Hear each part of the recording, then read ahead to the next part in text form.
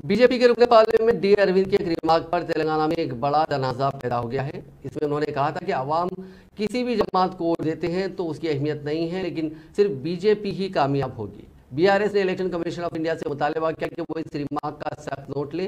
अपने हल्के इंतखाब निजामाबाद में एक प्रेस कॉन्फ्रेंस के दौरान आएगा तो मोदी ही रिमार्क पर बीआरएस ने शदीद रद्दमल का इजहार किया। मंगल को अरविंद ने प्रेस कॉन्फ्रेंस में कहा था कि अगर आप नोटा के लिए वोट देते हैं मैं कामयाब होऊंगा, अगर आप कार यानी बीआरएस को वोट देते हैं तो भी मैं कामयाब होऊंगा, अगर आप कांग्रेस को वोट देते हैं तो भी बीजेपी ही कामयाब होगी, आएगा तो मोदी ही। अरविंद के रिमार्क पर सख्त रद्दमल इजहार करते हुए बीआरएस ने इलेक्शन कमीशन ऑफ इंडिया से इस मामले का सख्त नोट लेने का मुतालबा किया।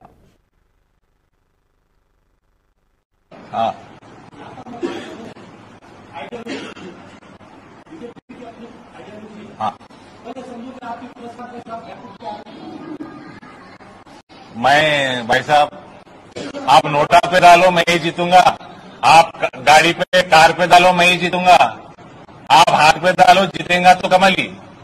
हम आपके बेनिफिट के लिए आएगा तो इतना आएगा तो मोदी।